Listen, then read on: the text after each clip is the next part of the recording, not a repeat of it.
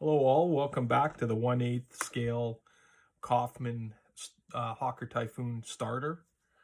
Uh, this was the one from Typhoon Legacy that I'm working on right now. I mean, it's an extremely well done kit. I decided to go a little bit further with it. And this is not for the faint of heart because I had to actually drill out the resin pieces. What I did do is got myself really familiar with the kit and how it all went together and made sure I marked everything. But you could see I had to end up drilling through here, and I used a step drill for that. And that was, believe me, both these pieces were drilled out. That was a little scary because there is no room for error there.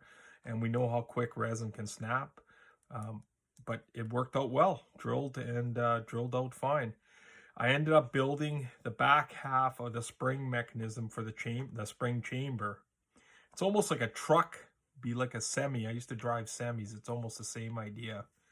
There's a spring.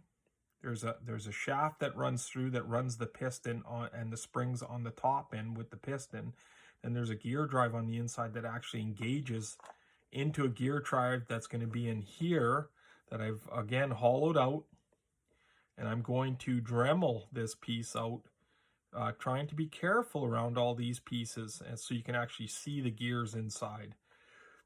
I mean, this was a lot of work. The gear, like I said, the gear is very close to what the original gear would look like. I may redo it. I'm looking at that, or I may just leave it. But it was a lot of work. It actually works. You could turn the screw in on this, and it does. I did do the splines on the inside. So it's got the spring cut on the outside, splined, and it's splined on the inside where it rotates on this. Is it going to work? No, because there's no way I could pull the spring in and expose. I just wanted to do kind of like a mechanical view of it. I really love the mechanics of it, and it's, you know, I just think exposing it'd be so much better because I'm going to the shotgun shells as well, and I'm going to expose the chambers, and that should be interesting to do as well. If you're going to do any scratch building, I suggest get yourself some of this stuff. This is all brass. These are brass rods, all different ends. You can buy them. I bought them in an RC shop. I bought a whole bag full. They work great. And, of course, a chopper if you're going to do this stuff. This, I just used my drill press outside, and I drilled very slowly and held on to it and like a little bit at a time. There's no rushing on that because any mistakes, then you're in trouble. So it all fits together like this. This pushes in here like that.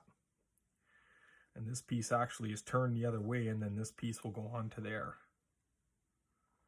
And it should be interesting to see it mechanically. I always thought, you know, mechanic drawing. It's hard getting drawings of this too. I got 1 or 2 drawings, but anyways, that's my build so far. I know I'm going a little bit further with it. It's not a very big kit, but it is getting a little complicated doing this stuff because now I have to put some type of mounting bolt down here as well to hold it down, because this goes on top of here, which will then, you know, mount. But I was thinking maybe I might just, you know, epoxy a screw in there or something like that. That should work. Okay, well, I'll carry on and we'll continue back once I get a little further.